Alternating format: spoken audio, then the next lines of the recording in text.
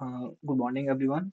Hello, this is Saurabh Singh, and I'm going to present you a new series on my YouTube channel, in which we will discuss 10 questions every day with detailed explanation. So these questions are going to be on a level of NABARD Grade A, IBPS AFO, and RRB SO, and these questions will also reflect the pattern of all the agriculture exams. So you can consider that this series is going to be a very helpful series for your preparation. So let's start the today's series, and I will explain every point of the question in detail. So let's start. So our first question is on the southwest monsoon contributes about what percent of rainfall to India except for the extreme north of Jammu and Kashmir and the extreme south of Tamil Nadu. अभी आप लोग देख सकते हैं कि ये question थोड़ा lengthy सा है और पहली बार में आपको थोड़ा कंफ्यूज कर सकता है, तो मैं इसको थोड़ा सा एलेबोरेट करता हूँ। तो south west monsoon contributes about dash of rainfall to India except for the extreme north of Jammu and Kashmir and the extreme south of Tamil Nadu. That means कि जो साउथ वेस्ट मानसून है वो इंडिया की टोटल रेनफॉल में कितना कंट्रीब्यूट करता है, अगर हम नॉर्थ जम्मू एंड कश्मीर और एक्सट्रीम साउथ ऑफ तमिलनाडु को एक्सक्लूड कर दें। अब ये हमें एक्सक्लूड क्यों करना है? ये एक्सक्लूड हमें इसलिए करना है क्योंकि इन दोनों रीजन्स में जो रेनफॉल होती है वो नॉर्थ ईस्ट मानसून की वजह से होती है। तो अगर नॉर्थ ईस्ट मानसून की वजह से इन रीजन्स में रेनफॉल हो रही है, तो बचा हुआ जो रीजन है इंडिया का उसमें जो रेनफॉल होती है वो हमारी वो जो है हमारी साउथ वेस्ट मानसून से होती है। तो ये जो रेनफॉल है ये साउथ वेस्ट मानसून हमारा कंट्रीब्यूट करता है 70%। इससे रिलेटेड अदर टर्म्स भी मैं डिस्कस कर लेता हूँ। जो साउथ वेस्ट मानसून है वो साउथ वेस्ट मानसून जो है वो मेजर मानसून होता है। South west monsoon is major monsoon. ये मीन्स ये 70% से लगभग 70% कंट्रीब्यूट करता है इंडिया की रेनफॉल में। जो साउथ वेस्ट मानसून होता है ये हमारा 1 जून से स्टार्ट हो जाता है और इसका जो फर्स्ट ऑनसेट होता है वो केरला के अराउंड मालाबार कोस्टल रीजन में होता है। और जो इंडिया की एग्रीकल्चर है ना वो मोस्टली साउथ वेस्ट मानसून पर ही डिपेंडेंट है। होप सो ये क्वेश्चन अच्छे से क्लियर हुआ होगा। Let's move to next question. So अगला क्वेश्चन हमारा what is the so the next question is what is the annual rainfall of India.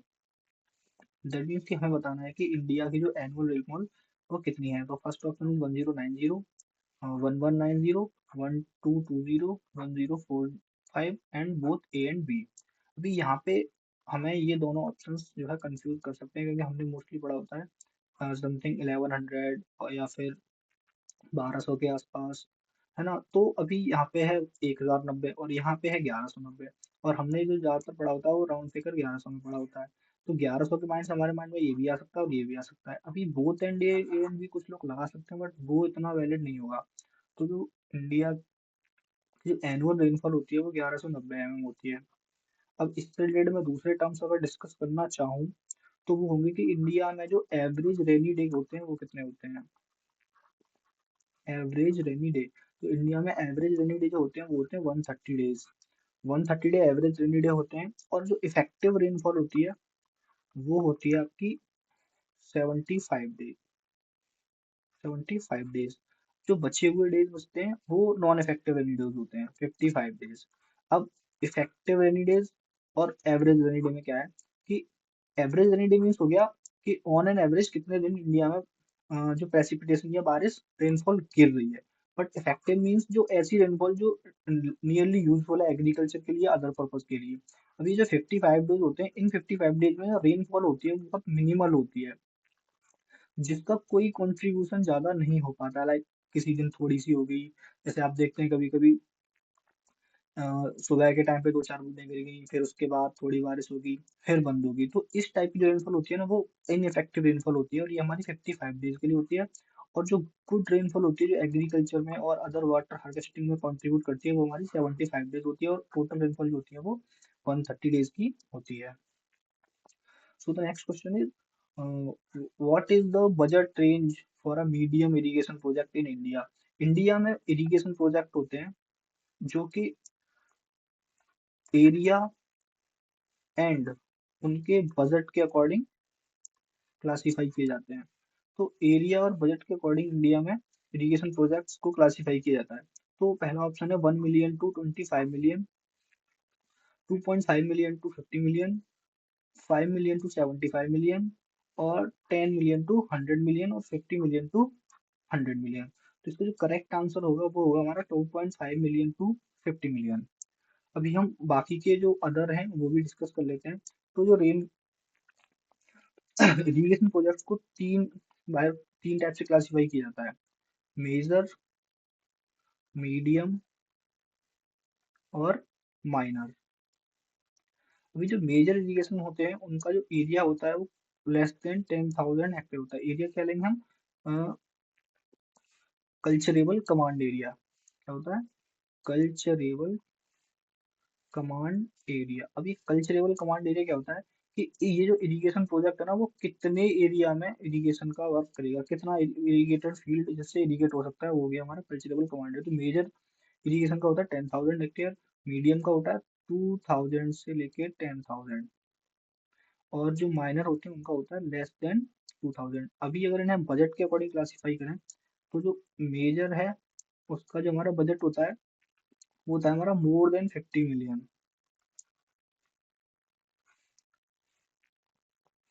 और मीडियम का हमारा जो बजट होता है, मीडियम का बजट होता है 2.5 टू 50 मिलियन। और माइनर का जो बजट होता है वो हमारा होता है लेस देन 2.5 मिलियन।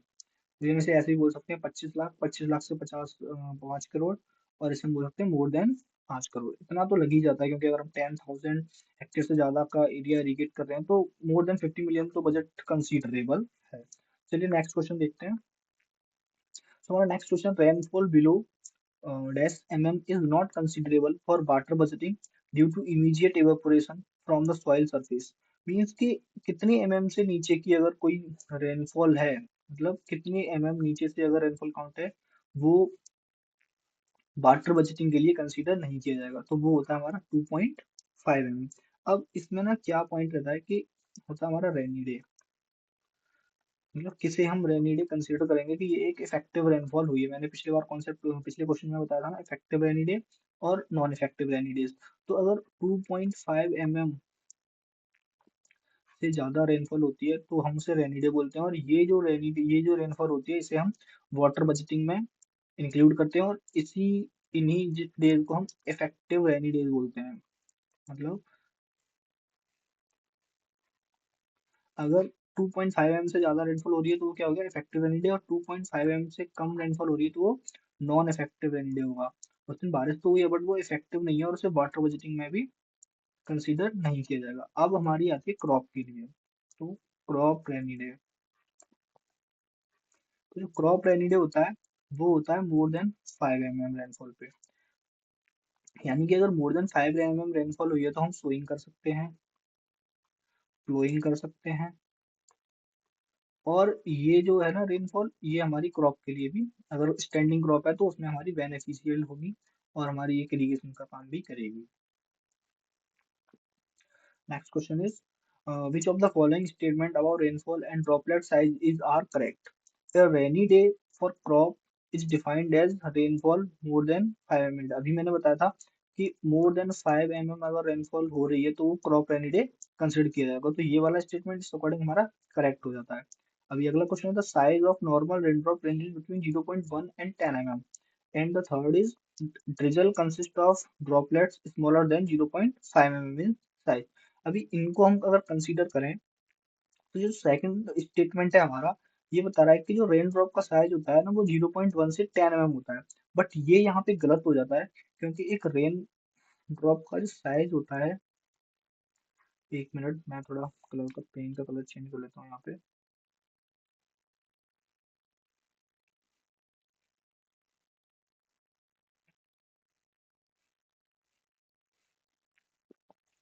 है ना? जो रेन ड्रॉप का जो साइज होता है वो होता है हमारा 0.5 से 4 mm तक का। पर इससे ऊपर की जो रेन होती है ना उसे हम रेन ड्रॉप कंसिडर नहीं करते हैं, फिर वो अलग क्लासिफिकेशन में रहता है। अभी आता हमारा एक ये drizzle drizzle consist of smaller than 0.5 ये वाला स्टेटमेंट हमारा बिल्कुल करेक्ट है। ये वाला स्टेटमेंट हमारा गलत है, क्योंकि ड्रिजल क्या होता है, आपने देखा होगा ना कभी कभी बारिश के मौसम में ना एक एक बहुत हल्की सी ओस जैसी बूंदें गिरती हैं, है ना, उन्हें हम बोलते हैं ड्रिजल, जो कि लेस देन 0.5 mm होती है साइज में। तो अकॉर्डिंग टू दिस हमारा पहला सही है, दूसरा गलत है और तीसरा सही है, तो आंसर क्या हो जाएगा 1 and 3 only. Next question is what is the term used to describe the water required by plants for their survival, growth, development, and production of economic parts, applied either naturally by precipitation or artificially by irrigation।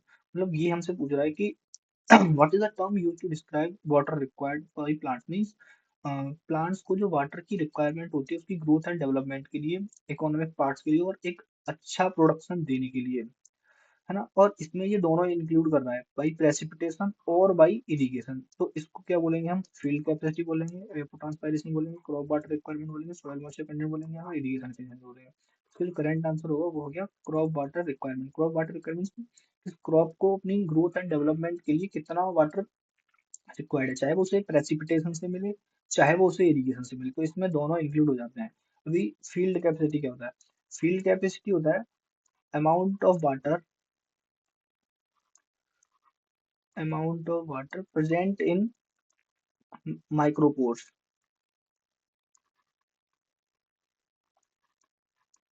after gravitational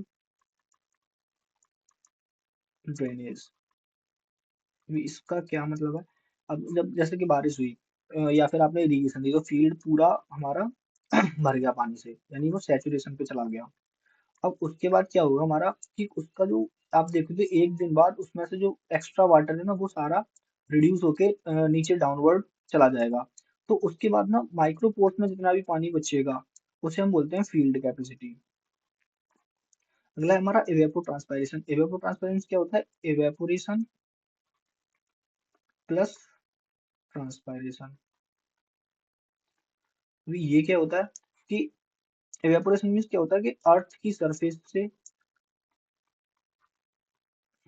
या फिर non living surface से जितना भी water vapour के form में air या vapour के form में एटमॉस्फेयर में चला जाता है उसे हम बोलते हैं इवेपोरेशन। अभी ट्रांसपायरेशन क्या होता है कि प्लांट सरफेस से जितना भी वाटर एयर में इवेपोरेट होता है उसे बोलते हैं हम ट्रांसपायरेशन। अब इन दोनों को इंक्लूड करके हो जाता है हमारा इवेपो ट्रांसपायरेशन, यानी कि प्लांट प्लस अर्थ सरफेस दोनों से जितना भी वाटर हमारा एयर में या फिर एटमॉस्फेयर में इवेपोरेट हो जाता है उसे बोलते हैं हम इवेपो ट्रांसपायरेशन। अभी हमारा soil moisture content, soil moisture content कुछ नहीं है, बस यही है कि अमाउंट ऑफ वाटर, इसे हम बोल सकते हैं amount of water. Soil moisture content क्या है, amount of water present in the soil और एनीवेयर, तो वो क्या हो जाएगा हमारा सॉइल मॉइस्चर कंटेंट। अभी हमारा क्या इरिगेशन एफिशिएंसी। अब इरिगेशन एफिशिएंसी क्या है कि जैसे मान लो कि ये आपका ट्यूबवेल है या फिर हम मान सकते हैं कि ये कैनल है। ट्यूबवेल या कैनल यानी इन शॉर्ट हम बोल सकते हैं कोई वाटर सोर्स है। अभी एक वाटर सोर्स से हमने, हमारा फील्ड है यहाँ पे, है ना, यहाँ हमें इरिगेट करना है और ये यहाँ से यूं ऐसे चैनल के थ्रू जाएगा, तो वाटर सोर्स से फील्ड तक गया और फील्ड में जाने के बाद भी ना ये क्रॉप को मिलेगा। तो वाटर सोर्स से जब ये हमारा फील्ड में पहुंच रहा तो ऑब्वियसली कुछ लॉसेस होंगे, है ना, इवेपोरेशन होगा चैनल से, कुछ पानी जमीन में जाएगा नीचे, जिसे बोलते हैं हम इनफिल्ट्रेशन, कुछ इनफिल्ट्रेशन हो जाएगा। तो ये जो लॉसेस होंगे बीच में वो हमारे, हम उसे इंक्लूड कर देंगे, तो उसे हम जो हमारा नेट वाटर पहुंचा है हमारा फील्ड तक उसे बोलते हैं हम irrigation efficiency. Next question is what term describe the water requirement of crops excluding effective rainfall and contribution from soil profile specifically related to irrigation। है ना, अभी हमने पिछले वाले क्वेश्चन में डिस्कस किया था कि वाटर रिक्वायरमेंट जिसमें कि हमने इरिगेशन प्लस प्रेसिपिटेशन दोनों को हमने इंक्लूड किया था। अभी इस वाले में क्या बोल रहा है कि ये एक्सक्लूड करना है हमें इफेक्टिव रेनफॉल को। अगर हम रेनफॉल को एक्सक्लूड कर देते हैं, है ना, तो अब हम अगर रेनफॉल से पानी नहीं दे रहे हैं या फिर इरिगेशन नहीं दे रहे हैं तो अब हमें किससे देंगे, तो हम सॉरी, अगर रेनफॉल से वाटर प्लांट में नहीं जा रहा है तो अब किससे जाएगा? तो अब हमें इरिगेशन प्रोवाइड करनी पड़ेगी। अब सिर्फ इरिगेशन ही सोर्स है तो उसका क्या हो जाएगा answer? Irrigation requirement. Crop water requirement समझा दिया है, इरिगेशन एफिशिएंसी समझा दिया है, फील्ड कैपेसिटी भी मैंने समझा दिया, और सॉइल मॉइस्चर डेफिसिट ये वाला मैं बता दे रहा हूँ। इसका आंसर हो गया हमारा इरिगेशन रिक्वायरमेंट। और सॉइल मॉइस्चर डेफिसिट क्या होता है कि सॉइल में जब मॉइस्चर एक स्पेसिफिक पॉइंट से लोअर हो जाती है, कम हो जाती है, उसे हम बोलते हैं सॉइल मॉइस्चर डेफिसिट, कि अब सॉइल में हमारे पानी की कमी है और अब हमारे प्लांट्स जो है वो अच्छे से ग्रो नहीं कर पाएंगे, तो उसे हम बोलते हैं soil moisture deficit. The next question is what term describe an area of land that what term describe an area of land that drains all the water from it into a common point such as lake, river और ocean। ये बोल रहा है कि एक area है ये, है ना, जिसमें कि आसपास के जितने भी लाइक ये हिल्स हो गए, ये हमारे अदर चीजें होगी, तो इन सब से ना एरिया से वाटर आके हमारा इस एक सोर्स में कलेक्ट हो रहा है ना, और यहाँ पे सारा वाटर हमारा स्टोर हो जा रहा है। तो इसे हम क्या बोलेंगे? तो इसे ड्रेनेज बेसिन बोलेंगे, क्योंकि अगर आप देखेंगे तो ये ड्रेन्स हो रहा है, तो यहाँ पे ना एक ये कैचमेंट एरिया मैंने पिछले वाले क्वेश्चन में समझाया था कि एक इरिगेशन प्रोजेक्ट से जितना एरिया इरिगेट हो रहा है या कवर हो रहा है उसे हम बोलते हैं कैचमेंट एरिया। और ये है फ्लड प्लेन। फ्लड प्लेन क्या हो गया? एक प्लेन एरिया है जहाँ पे चारों तरफ पानी भरा हुआ है, उसे बोलेंगे फ्लड प्लेन। ये है रिवर बेसिन। रिवर बेसिन से क्लियर हो रहा है कि कोई रिवर के साइड की जगह होगी। तो रिवर बेसिन क्या होता है कि ये रिवर है और इसके जो इधर साइड का जो एरिया होता है जहाँ पे कभी कभी वाटर आ जाता है, कभी वाटर नहीं होता है, और यूजुअली यहाँ पे सैंड पाई जाती है बहुत ज्यादा। तो इस एरिया है ना जो रिवर के साइड का एरिया, जहाँ पे कभी पानी आ जाता है कभी पानी नहीं आता है, बिल्कुल रिवर का किनारा, तो इसे हम बोलते हैं रिवर बेसिन। अभी इन दोनों टर्म्स में कंफ्यूजन होगा हमें इस क्वेश्चन को लेके कि what term describe an area of land that drains all the water from it into a common point such as lake, river और ओशियन। तो अभी यहाँ पे हमें कंफ्यूजन हो सकता है कि क्या ड्रेनेज होगा या वाटर शेड होगा। तो मैं बताता हूँ ड्रेनेज बेसिन क्या होता है कि जब हम आर्टिफिशियल ड्रेनेज करते हैं ना अपने फील्ड से, तो हम क्या करते हैं नीचे ना, लाइक जैसे हमारा एक नॉर्मल सा ड्रेनेज है कि हम हमें सारे पानी को एक जगह पे कलेक्ट करना है, तो हम क्या करते हैं जैसे हमारा ये फील्ड हो गया, हाँ, तो हमारा जो लोअर फील्ड होता है ना जहाँ पे सारा मतलब जहाँ पे स्लोप होता है वो सबसे डाउन होता है, तो वहां पे हम एक एरिया फिक्स कर लेते हैं छोटा सा। तो उसमें क्या करते हैं हम चैनल्स बना के इस सारे वाटर को हम एक जगह पे यहाँ पे ड्रेन कर लेते हैं, तो इसको बोलते हैं हम ड्रेनेज बेसिन। और ये जो है ना कि चारों तरफ से पानी ऐसे कलेक्ट होके आ रहा है तो उसे हम बोलते हैं वाटर शेड, तो इसका करेक्ट आंसर हो जाएगा वाटर शेड। अगला क्वेश्चन है what is the size of milli watershed. अभी मैंने समझाया कि वाटर शेड होता है जहाँ से सारा एरिया, सारा वाटर एक जगह कलेक्ट हो जाता है सारे एरियाज का आके, तो उसे हम वाटर शेड बोलते हैं। अभी वाटर शेड को ना डिफरेंट टाइप से क्लासिफाई किया गया है ना उनके साइज के अकॉर्डिंग। तो ये क्या है हमारा, अभी ये जो साइज है ना वो मैं एक्सप्लेन कर देता हूँ एक बार अच्छे से। तो ये सबसे पहला होता है हमारा मैक्रो, सब मैक्रो, मिली, माइक्रो और मिनी। अभी हमसे कौन सा पूछा है? मिली वाइट वाटर सेट पूछा गया क्वेश्चन में। तो जो मैक्रो वाटर सेट होता है ना उसका एरिया होता है हमारा 50,000 हेक्टेयर से ज्यादा। सब मैक्रो का होता है 10,000 से लेके 50,000 तक। मिली जो होता है उसका होता है हमारा 1,000 से लेके 10,000 तक। माइक्रो का होता है हमारा 100 से लेके 1,000 तक। और जो मिनी वाटर सेट होता है उसका एरिया होता है 10 to 100 हेक्टेयर। और ये वाला नहीं है, 100 से 10 से 100 हेक्टेयर। तो मैक्रो का कितना होता है? More than 50,000। सब मैक्रो का 10,000 से 50,000। मिली का 1,000 से 10,000। माइक्रो का 100 से 1,000 और मिनी का 10 से 100। अभी हमारा जो अगला क्वेश्चन है वो है, देखो बड़ा सा क्वेश्चन है और इस टाइप के क्वेश्चन ना हमें बहुत अच्छे से पढ़ने होते हैं क्योंकि आजकल एग्जाम्स में बहुत अच्छा, अभी एएफओ में आपने देखा होगा कि कई सारे क्वेश्चन पूछे गए थे बहुत लंबे लंबे स्टेटमेंट्स के साथ, तो मैंने सारे टाइप के अच्छे क्वेश्चन रखे हैं। मैं नहीं चाहता कि मैं वही बुक्स के सेम रिपीटेटिव क्वेश्चन आपको कराता रहूँ, वही वन लाइनर क्वेश्चन। अगर मैं एक नई सीरीज लेके आया हूँ तो इसका मतलब ये है कि ना मैं बहुत इफेक्टिव क्वेश्चन कराने वाला हूँ। जो लिटरली मैटर करने वाले हैं आपके एग्जाम्स में। नाबार्ड हो गया, एएफओ हो गया, आरआरबीएसओ हो गया, और आपके पीएससी वगैरह के एग्जाम हो गए, जैसे कि अभी एडीओ आने वाला है ना, एचपीएससी वाला भी एग्जाम है। तो इन सारे एग्जाम्स में ना आपको अच्छे लेवल के क्वेश्चन पूछे जाने वाले हैं। तो उसी टाइप के अच्छे लेवल के क्वेश्चन मैंने रखे हैं। तो हमारा पहला स्टेटमेंट है, border ridges can be constructed. पहले तो हम समझ लेते हैं कि ये बॉर्डर इरिगेशन होता क्या है। तो आपने देखा होगा ना, इरिगेशन ये ना एक जो सरफेस इरिगेशन का मेथड होता है।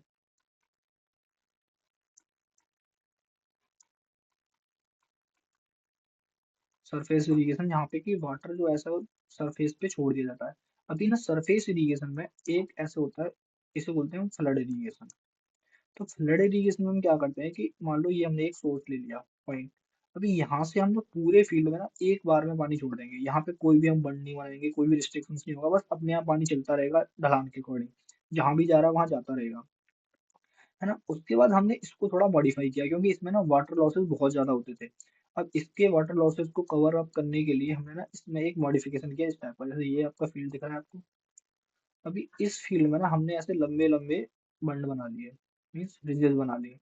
अभी इनसे क्या होता है कि अब ये बॉर्डर बन गए। अब ये फील्ड इतने में डिवाइड हो गया, तो अब इसमें क्या करेंगे, पहले हम ये वाला पूरा भर लेंगे, उसके बाद हम ये वाला भरेंगे, उसके बाद ये वाला भरेंगे, उसके बाद मतलब एक एक करके भरते हुए आते हैं। इससे क्या होता है कि वाटर का जो लॉस होता है ना, वो कहीं हद तक इससे कंपेरिजन में कम होता है। और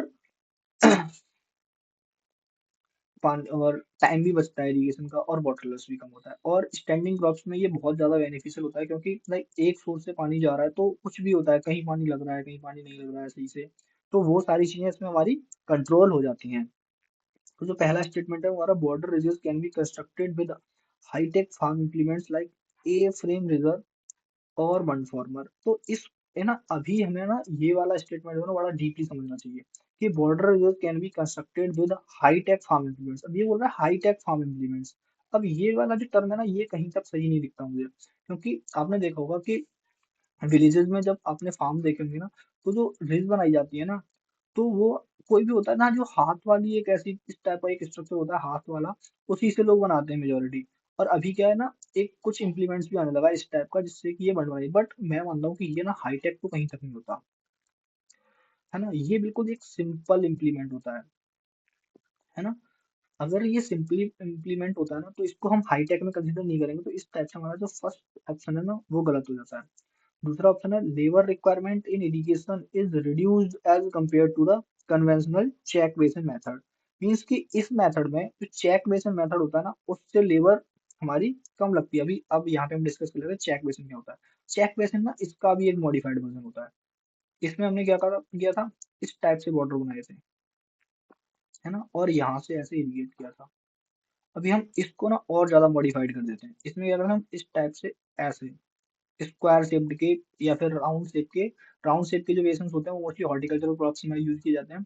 हमारी फील्ड क्रॉप में ना स्क्वायर शेप्ड के या फिर रेक्टेंगुलर शेप के बेसन्स यूज किए जाते हैं। अभी इस टाइप के हम ना बेसन्स बना लेते हैं ऐसे, इसको और सब डिवाइड कर लेते हैं। अभी हमने पहले तो ऐसे रीजेस बनाई, अभी इस बार ऐसे रीजेस और बना रहे हैं। तो इसमें कॉस्ट लगा, और इसके बाद इसमें कॉस्ट लगेगा तो लेबर रिक्वायरमेंट भी होगा। तो वही कह रहा है, labour requirement in irrigation is reduced as compare to the conventional check basin method. यानी कि चेक बेसिन मेथड से इसमें कम लेबर का रिक्वायरमेंट होता है। ये स्टेटमेंट हमारा बिल्कुल सही है। तो third statement is uniform distribution of water and high water applicable efficiency are possible. अभी ये बोल रहा है कि अगर हम लाइक हमने अभी बताया था कि ऐसे एक फ्लड इरिगेशन मेथड है, यहाँ पे एक सिंगल सोर्स से पूरे फील्ड में इरिगेशन हो रहा है। तो ये हमारा ना बहुत ही ज्यादा अनइफेक्टिव है, इससे मतलब बहुत ज्यादा वाटर लॉस होता है। अभी वाटर लॉस हो रहा है, उसके बाद टाइम पीरियड बहुत ज्यादा लगता है, टाइम ज्यादा लग रहा है ना बेस। तो यहाँ पे क्या होगा कि है ना, और यूनिफॉर्म डिस्ट्रीब्यूशन भी वाटर का नहीं होता है। क्या होता है, कहीं ज्यादा लग रहा है, कहीं कम लग रहा है। बट हमने अगर अच्छे से बॉर्डर बना लिए तो वाटर का डिस्ट्रीब्यूशन यूनिफॉर्म होगा, टाइम भी कम लगेगा,